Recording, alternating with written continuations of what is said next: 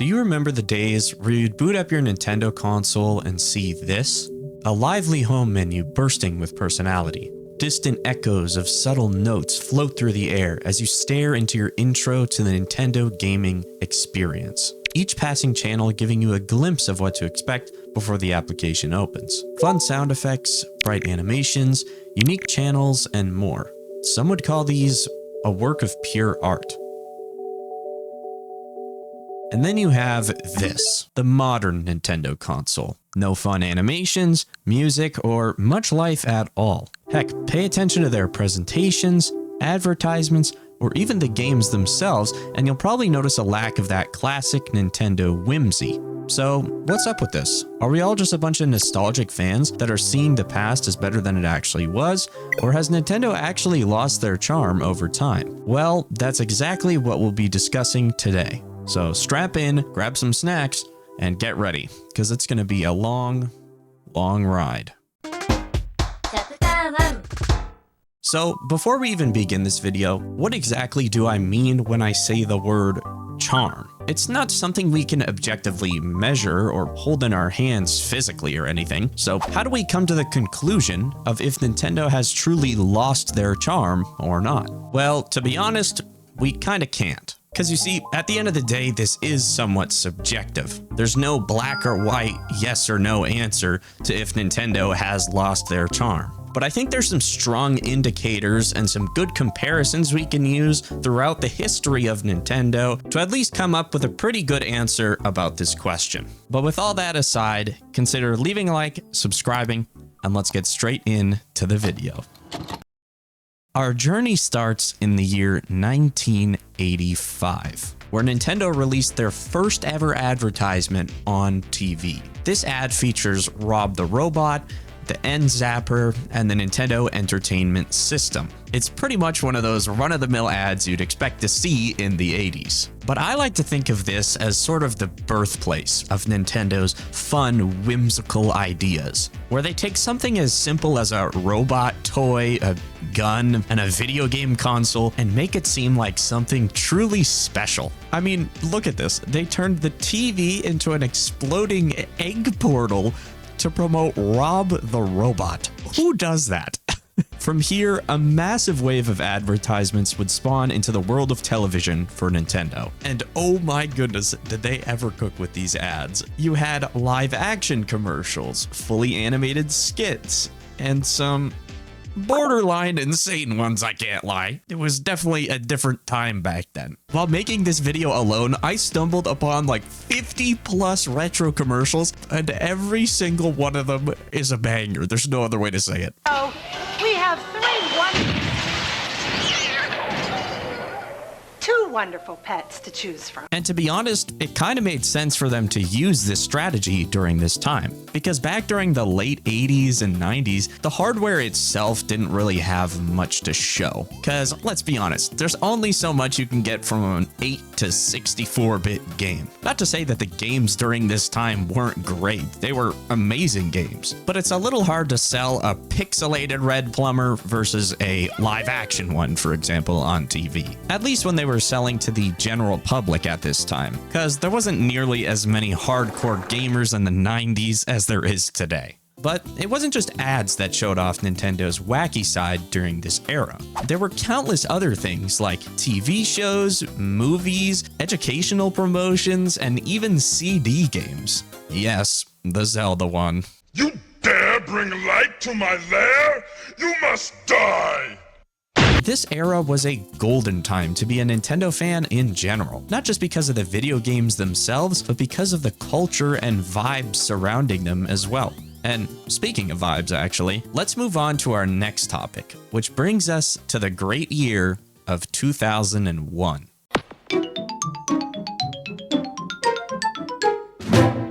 Now that I think about it though, great year's probably not the best way to describe 2001. Anyways, although this might not be Nintendo's best-selling console or too many people's favorites, what it did do was innovation. What you're looking at here is the first ever home menu on a Nintendo home console. Shoot.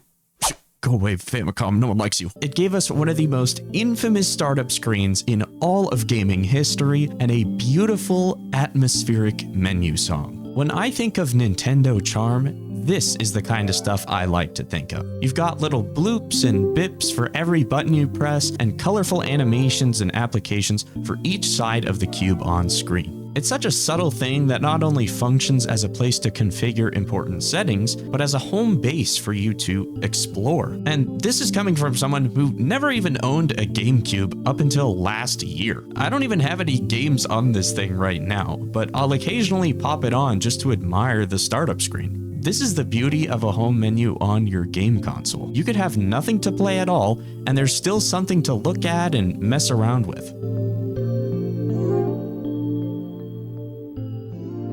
But obviously, if you're buying a game console, you're gonna play games. And oh boy, did this console have some charming games. It was the first major leap in graphics for video games where things could actually somewhat resemble real life, unlike the uncanny valley of the N64. No hate to it. This leap in graphics allowed for developers to finally truly express themselves when making video games. The possibilities seemed endless, and because of this, you got to see tons of crazy games like Mario Sunshine, Luigi's Mansion, Pikmin, Smash Melee, and many more that really allowed Nintendo to put their heart on their sleeve. But of course, just like the era before it, the GameCube era and the early 2000s as a whole allowed for tons of new TV advertisements and things of the sort as well. You had the weird GameCube commercials where people were stuck in glass boxes. And then you had some of the greatest ads I've ever laid my eyes upon for the Game Boy Advance series. In fact, here, just to give you guys a taste of what some of these were like, I want you to turn your attention to the screen and just brace yourself.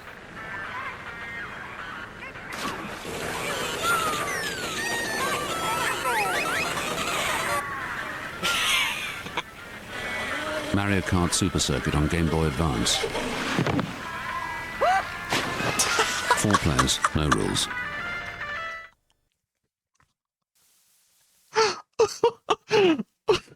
That is just a taste of what you're going to see with some of these, which once again just shows off how fun and wacky Nintendo truly was during this time. They weren't scared to do things like chucking your grandma off a boat to promote Mario Kart. They were fun, they were wacky, and probably a little crazy, but they always tried new things at every turn. A great example of this is when we skip to the year 2004. Where Nintendo released one of their biggest consoles of all time. This is Nintendo DS. The DS was a very interesting console to say the least. With its dual screen capabilities, foldable structure, and touchscreen abilities in games, this thing definitely stood out from the crowd. I mean, just looking at it now, this has to be one of the most fun and interesting exterior designs I've seen on a game console. It sticks out, it's interesting, and it has so many cool features that other consoles have never had before at this time.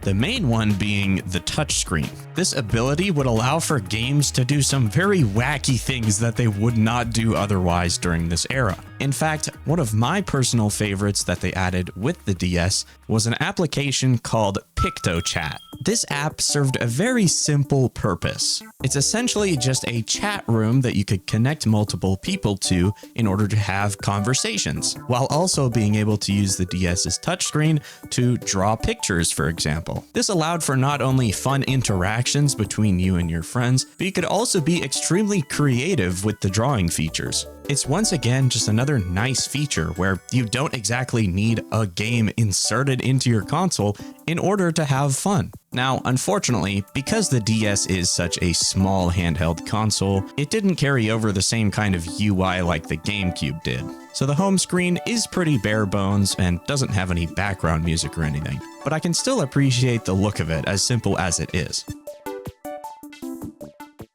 Also, one noteworthy thing to mention about this time period was the importance of E3 presentations. These were large gatherings between all of the big dogs in gaming, where everyone would show off their new consoles, games, and future plans. And while it may sound somewhat corporate or boring on the surface, anyone who remembers these gatherings knows how impactful they were as a community. They allowed for all kinds of gaming fans to come together and celebrate huge moments in the gaming industry. Now, one of these E3 presentations was especially huge for Nintendo. It was one that was going to set the stage for one of Nintendo's biggest consoles ever.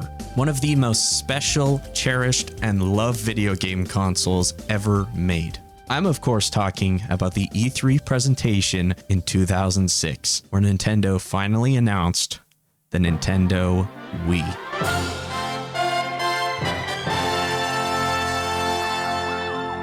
When I say Nintendo charm, the very first thing that I think of is the Wii, and I'm sure it's the same for many of you. I mean, heck, it's one of the thumbnails I made for this very video. This console took everything there was to love about Nintendo and jammed it into one place. It's a very weird console, as you could see by its exterior design alone. Instead of your traditional controller, you hold something that resembles a TV remote and wave it around using motion controls, something that had never been seen before until this console. It's extremely innovative and creative, and once again showed off how Nintendo wasn't afraid to take giant leaps of faith. They didn't feel like going with the flow of the rest of the industry like Xbox and PlayStation were doing at the time with the 360 and PS3. They had their vision set in stone, and they were going to do everything they could to make it happen. And speaking of being innovative, I can't talk about the Wii without talking about its home screen.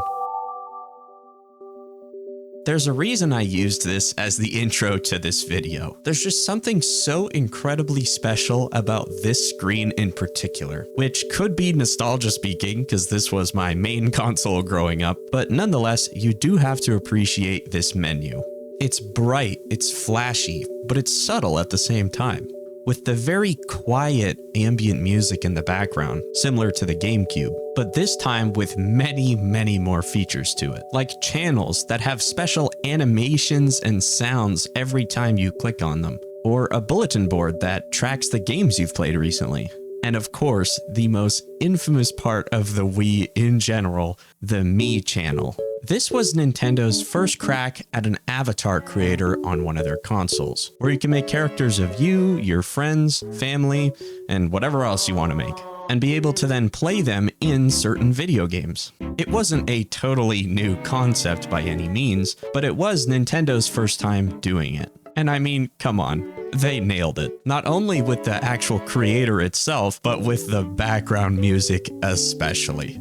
Overall, the Wii, Me channel, and its music are all big staples in Nintendo's history. They're all extremely memorable, and you can't help but love them. The Mii's especially are still to this day a huge part of Nintendo. Since the Wii, they've been used on every new console released without fail, which might make you wonder, what makes these Mii's so particularly special? Well, let me introduce you to one of the best-selling games of all time.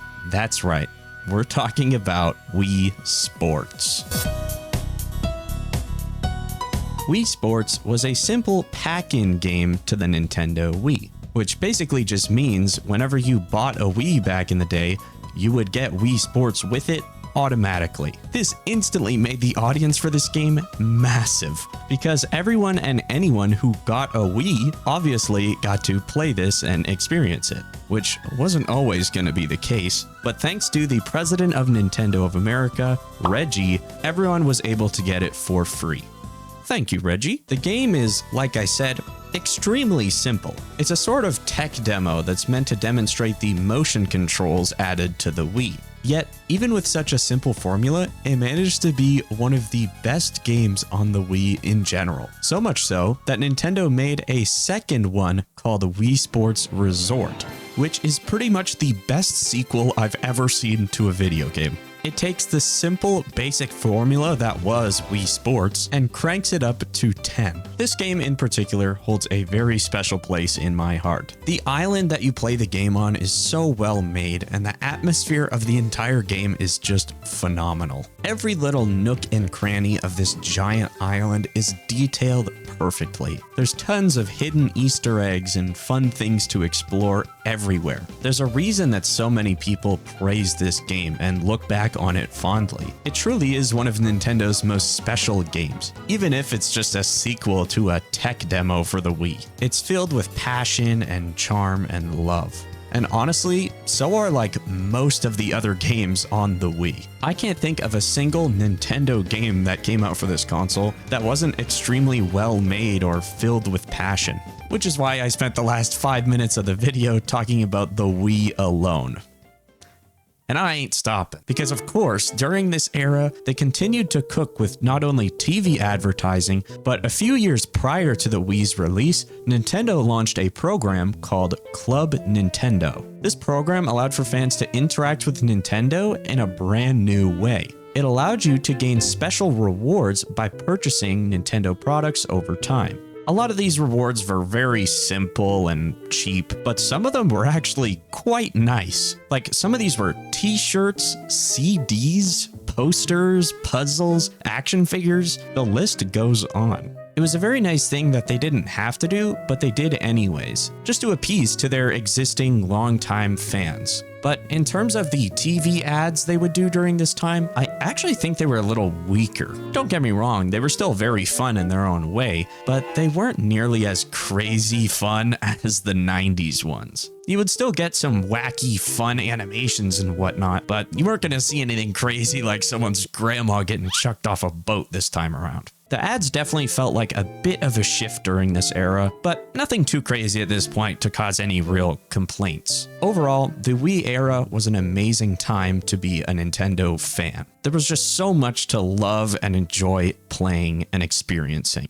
And things would continue to be this way for many years after the Wii's launch. You had many new DS consoles coming out, like the DS Lite, DSi, and XL versions, which continued to expand on Nintendo's handheld consoles. The DSi in particular being the biggest change, which had a much stronger home menu, mini games, and even a camera. My personal favorite addition to this console was something called Brain Age as well, which was a simple educational style game, I guess you could call it, which allowed you to test your skills through various quizzes and tests and whatnot in order to figure out what your brain age is. The thing that made it really fun was how you could flip your DS sideways and play it that way. And the giant floating head of Mr. Kawashima, who worked at Nintendo, being the mascot. Very weird, wacky, and I love it. But other than simple DS upgrades, Nintendo would be on a bit of a down low for the next few years, simply adding things to the Wii because it was doing so incredibly well for them. That was until the year 2011, where Nintendo released their next big console, that console being the Nintendo 3DS.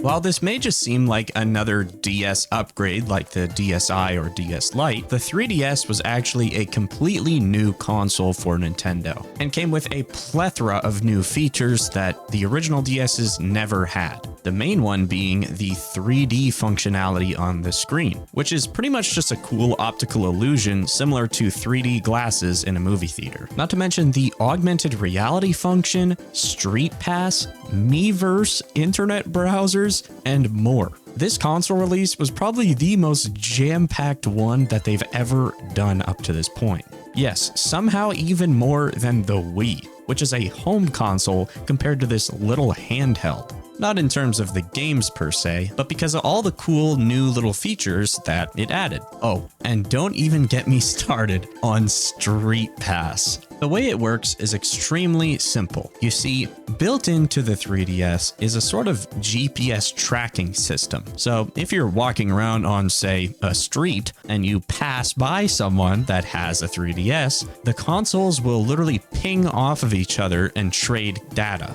Hence the name Street Pass. But you might be wondering, what's so special about that? Why would you want to trade data with another 3DS owner? Well, one of the main things Nintendo used this for was a little game called Mii Plaza, which was a game that allowed you to store your Miis in one little plaza location, along with a bunch of mini games that you could do with your Miis. The most fun part about this game, though, was its compatibility with Street Pass, where if I ping off of someone else's 3DS, I could get their Mii in my Mii Plaza to help me get rewards and to help me play the different mini games within it.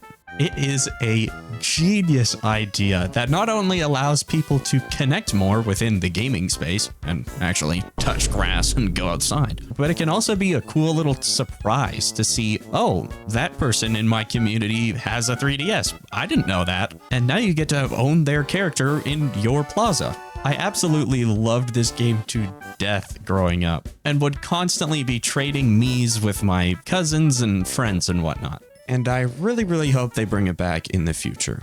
But anyways, aside from the console itself and different features of the 3DS, a brand new venture would begin for Nintendo around the time of 2011 as well. A new form of presentations similar to E3, except instead of every company being involved, it would mainly just be Nintendo. These presentations are called Nintendo Directs. Nintendo Directs are still to this day extremely special for Nintendo fans. It's a time where everyone gets to gather around their TV and see what's next for the company of Nintendo. And honestly, just to have a good amount of fun. Because these presentations weren't just corporate boring meetings highlighting, oh, here's the next game, and then, oh, here's the next game. It was a passion-filled, super fun and charmful presentation that wasn't only interesting during the new game announcements, but also the moments in between them, where you'd see different presidents of Nintendo like Iwata or Reggie doing fun skits and whatnot, making the community feel just that more tight-knit. It felt like you truly got to know the people in charge of these companies and get a bit of insight of what it's like to be working there. Some might call this a little parasocial, but I think it's a really nice thing to be very open to your community, not just hiding behind meetings and doors, and showing off your fun personality. It makes your fans able to connect with you a lot more and trust you as a company a lot more as well. Nintendo Directs truly were a beautiful, beautiful thing. Every time you tuned into one on your 3DS or on YouTube, it was a fun time for just about everyone. Even if they weren't announcing a ton of games in the presentation, it was a good time to just sit back and have a little fun.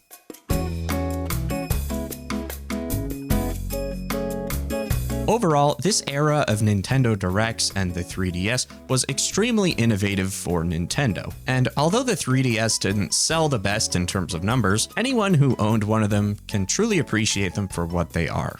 And while we're on the topic of things that didn't sell well, I think it's time to look at the final console for this chapter, the WiiU.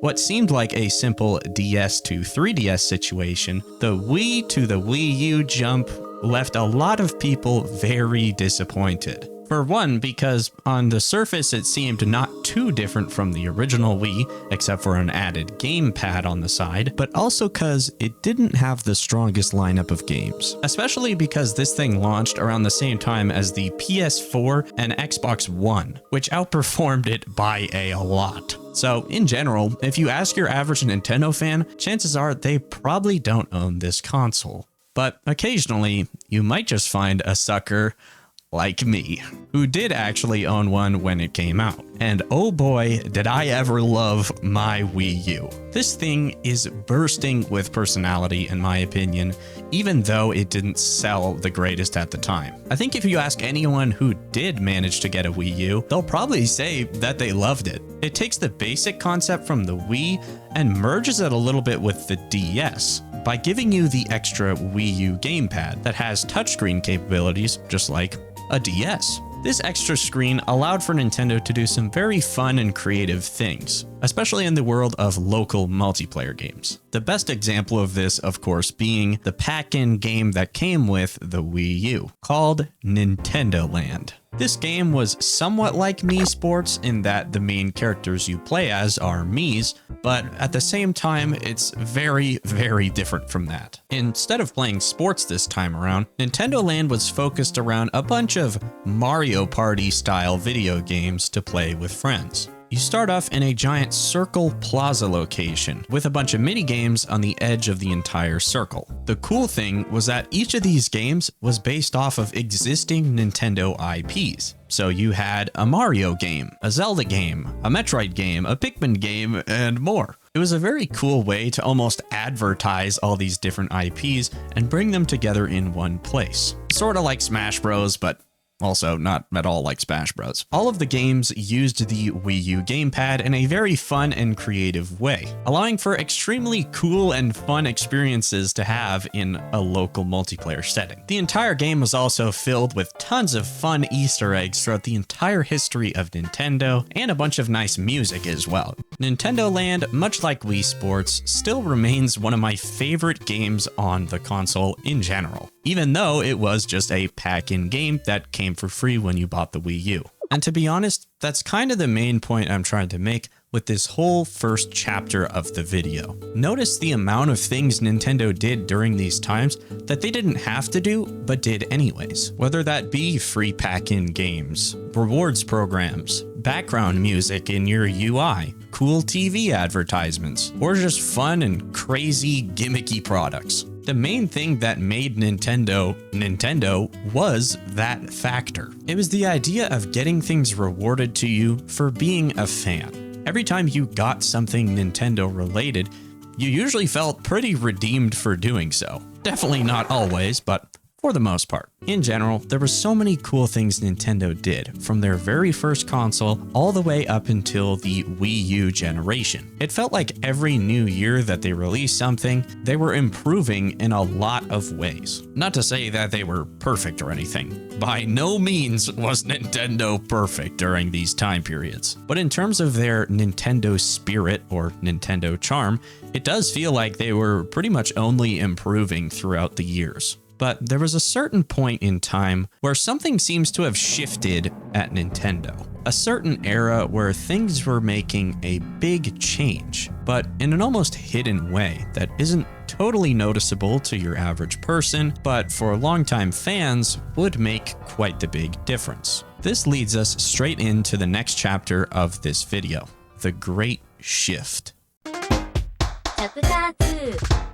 Sometime around the latter end of the Wii U's lifespan, Nintendo started to get a little weird with their tactics. Instead of producing actual completely new consoles, Nintendo would go on this weird span of just 3DS remakes over and over. You had the 2DS, which is just a 3DS without the 3D, and a pretty ugly design, I will say, and then the new Nintendo 3DS. Yes, that's the actual name, which is also just a 3DS with some very small added features like amiibo support and an extra joystick on the right. And then of course after this they would launch XL versions of both of those two I just listed, the 2DS XL and the new Nintendo 3DS XL. And while there isn't anything wrong with them making remake type consoles of the 3DS, it does definitely come off as them kind of running out of ideas a little bit. And instead of creating something brand new for fans to look forward to, kind of just seemed like the same old 3DS over and over. Because at least for the original DS remakes like the DS Lite and DSi, there was actually decent changes between those two consoles. The DSi actually added quite a bit of new features like a new menu, a camera, and more.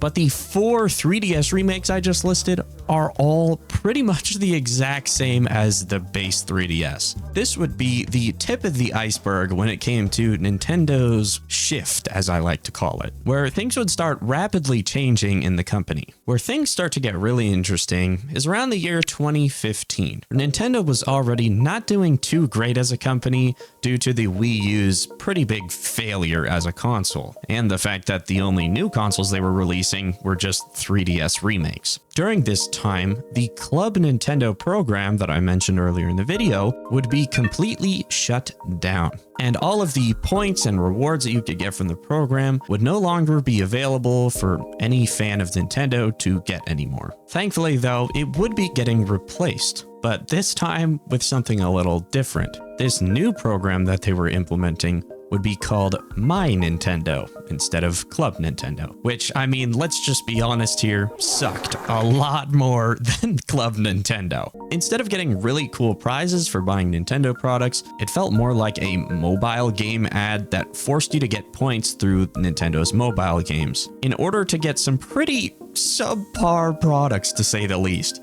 Gone were the days of getting cool t-shirts and figurines. You'd instead be getting digital phone wallpapers, and that's about it. This program definitely felt like a bit of a slap in the face compared to what we'd been getting up until this point with Club Nintendo. It's the first major shift, I'd say, where they take something that had a lot of life to it and kind of modernize it and make it bland and flat. The second major shift would be about 2 years later in 2017, where Nintendo released one of their craziest consoles yet, the Nintendo Switch.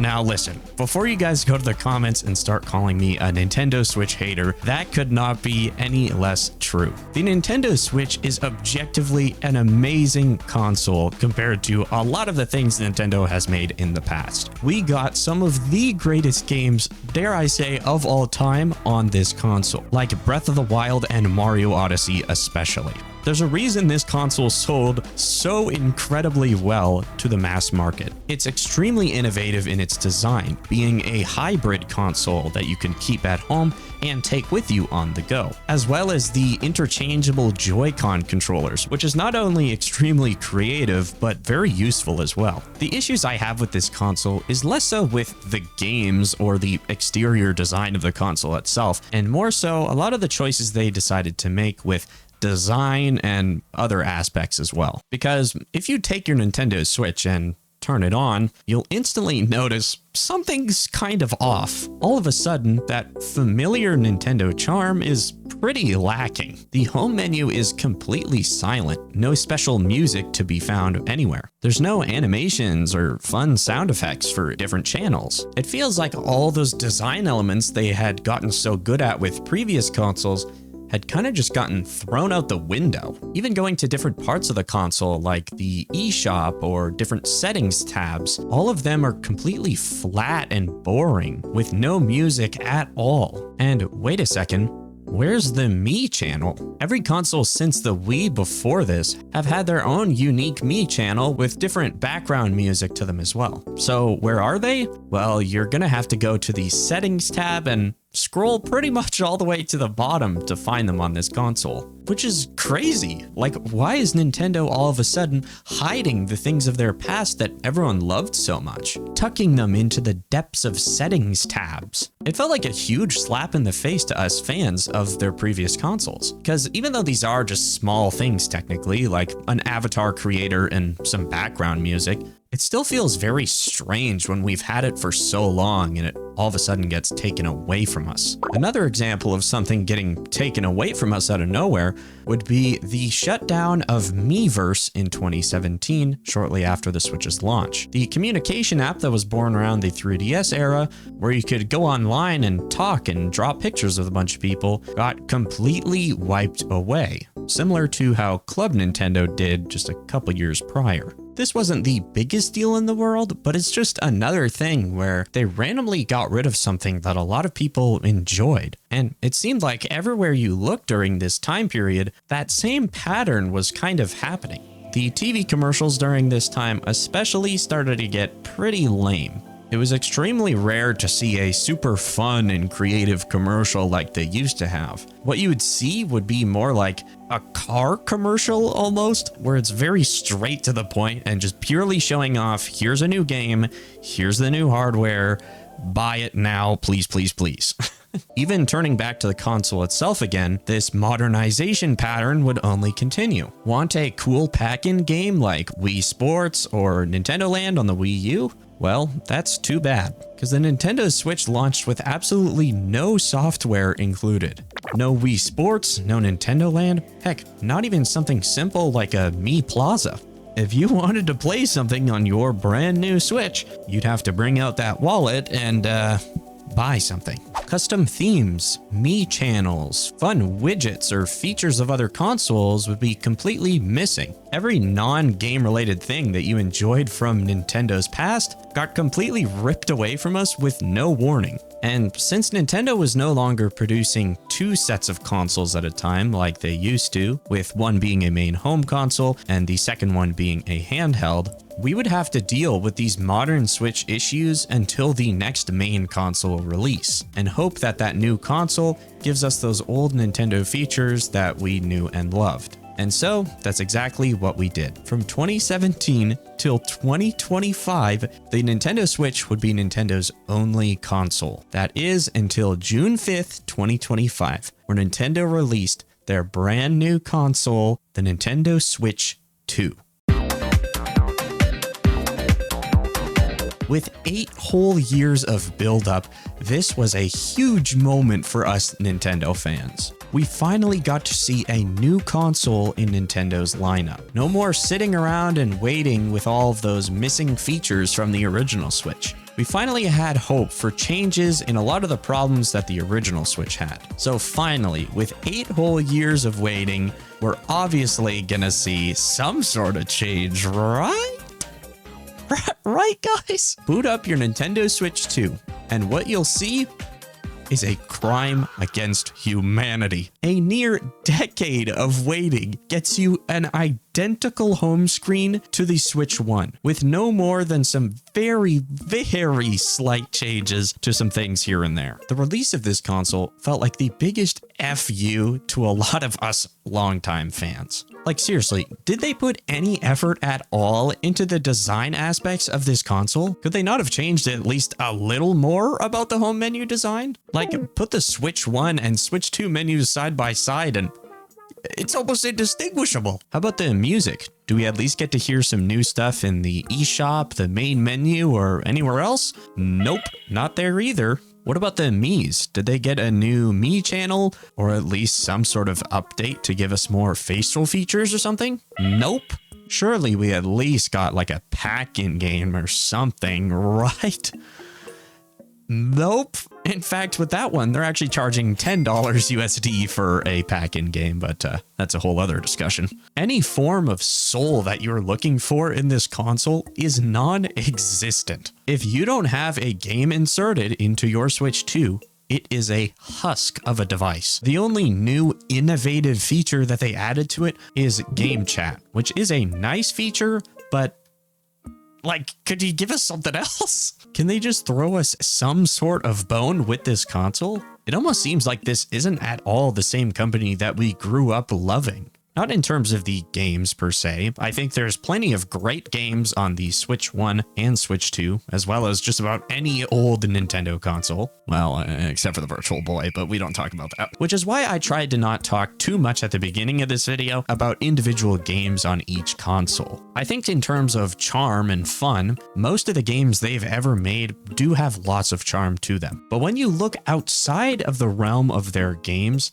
there's not a whole lot to love with this modern Nintendo. Even things as of lately, like their Nintendo Directs, which was one of the main things you could look forward to having fun with, have been pretty much completely lacking soul in the last several years now. You will occasionally get a nice one. Like, as of recording this, they did just do the Tomodachi Life Living a Dream Direct, which I do think was pretty well made and did have some fun moments here and there. But overall, besides that, it definitely seems like there has been more of this modernization with Nintendo and all of their non-game products, which begs the big question. Why? Why is it that Nintendo has seemingly changed overnight, leaving behind all the great things of their past and trying to push this new, modernized version of themselves on everyone? What could have possibly led them to make these kind of decisions? Or were they purposeful decisions at all? Well, that leads us straight into our next chapter of the video, where we'll discuss exactly that. Now, there's a lot of theories as to why Nintendo has been sort of losing their charm over time, and the overall modernization of their company as of recently. I think a lot of the theories or criticisms are pretty fair, but some of them are also just misconstrued or a little crazy. You have one side of the coin saying that these are purposeful decisions that Nintendo is making and they know exactly what they're doing, and the other side of the coin saying that maybe they're just doing it subconsciously, or just over time the company has kind of naturally shifted over to a new way of thinking. I think both of the ideas are valid in their own way, so I'd like to dive a little deeper into them. The first main theory I've seen get thrown around a lot is that Nintendo has quote-unquote lost its charm due to presidential changes within the company. This theory makes, honestly, a decent amount of sense to me, because if you correspond the years in which certain presidents were running the company, it definitely does kind of line up with this modernization pattern that I was talking about. The main example of this is if you go back to the early 2000s up until about 2015, you'll see two prominent figures running Nintendo. Those two being President Iwata of Japan and President Reggie of America. You probably heard me mention both of them not too long ago in this video, because these two were absolutely loved in the Nintendo community when they were running. They were known for making sacrifices and making crazy decisions in order to help out their customers, as well as being great online personalities through Nintendo Directs and whatnot. Like I said, these two ran from the early 2000s up until about 2015, because sadly, in the year 2015, President Iwata would pass away, which left an empty spot for someone new to take his place. And similarly with Reggie in 2019, he would retire as president of Nintendo, leaving an open spot for his place to be taken as well. It's a very unfortunate scenario, especially in the case of Iwata, of course. That would mean a new leaf for Nintendo in terms of their presidencies. The main people who would be taking their roles would be Kimishima of Japan, who would just a few years later get taken over by Furukawa, and Doug Bowser of America. The time span in which they took over would be about 2015 to 2019. Now, these dates do definitely line up a little suspiciously with the dates I was talking about earlier in this video, where a lot of that Nintendo charm ran from about the early 2000s to 2015 or so. It's definitely suspicious, to say the least, but in all honesty, I don't think we can pin the blame on just a handful of people running president of the company. Because yes, obviously, they do make some very, very important decisions for Nintendo, but they are just one person at the very top of the company, mostly making financial decisions and business decisions, rather than how to make each console feel like it's full of charm. I don't think that's really their job. And even if it was, if you really track down the dates of things happening in the company, it still doesn't fully correlate with when they were put into power. Because, like, yes, Iwata was succeeded in about 2015, around the same time a lot of programs shut down, like Club Nintendo or Miiverse, but in terms of decisions made for the Switch, the production for that console definitely started much before 2015. And same goes for Doug Bowser taking over Reggie. The Switch, alongside the Switch 2, was already in production while Reggie was at the company. So it's not like the presidents are completely perfect, even if you use the logic of putting all the blame on just them. But obviously, that would be a little ridiculous to say. The second main argument is on the complete other side of the spectrum, where maybe Nintendo doesn't know they're making these decisions at all, and all this modernization is just naturally being done or being done accidentally. This sounds like a pretty dumb argument in my opinion, and makes it seem like you're kind of just mindlessly defending Nintendo for no reason.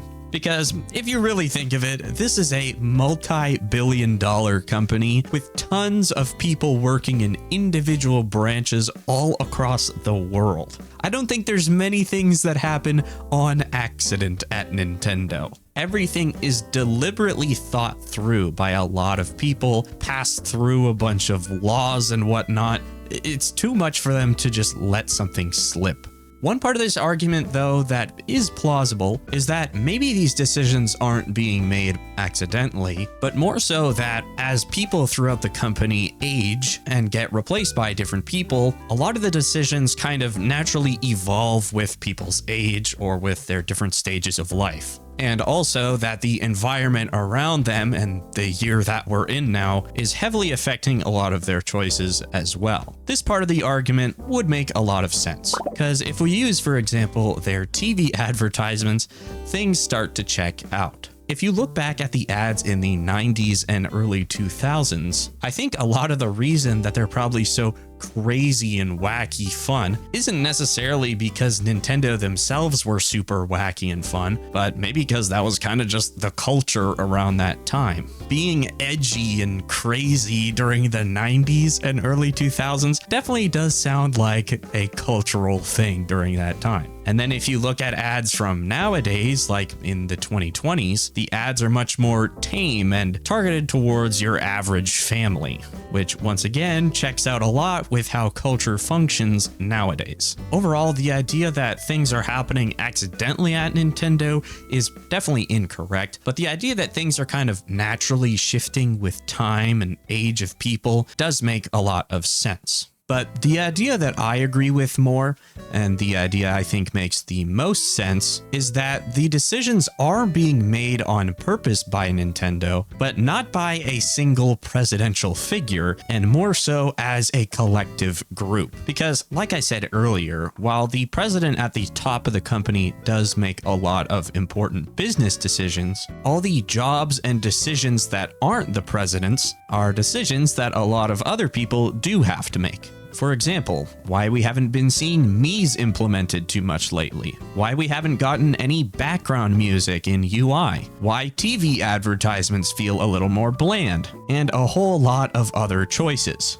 This not only makes it a little harder to put the blame on individual people at the company, but it also makes it really difficult for things to change. If, say, a bunch of people wanted themes on the Nintendo Switch, instead of just directly asking, "Hey, Mr. Doug Bowser, could you give us themes on the Switch?" you have to somehow navigate your way through different parts of the company to find people who can make that change for you, and hope that collectively they agree that the idea is good and that they should do it. It's an unfortunate reality, but it is just how these multi-billion-dollar companies function. Decisions have to pass through a whole lot of different people at a whole lot of different locations and points in time. And also, unfortunately, a lot of those decisions that get made are purely focused on the monetary side of things. So asking simple things like, "Hey, could we get some background music?" could be a lot more complicated than we think. Overall, all these ideas as to why Nintendo seems to be losing their charm do apply in different ways. Is it a singular president's fault? No, but they do make important decisions and can change things for the company. Is everything happening accidentally? No, but things do change over the years with the culture and different people around us. And does the company just hate us and is doing all these things purposefully with bad intentions? No. But there are a lot of behind-the-scenes decisions that we'll probably never see that lead to them making these choices in the end. And lastly, are we all just nostalgic and they haven't actually lost their charm at all? Maybe a little. But I think at the end of the day, the company has very much so modernized. Whether you want to think that that's a good thing or a bad thing is completely up to you.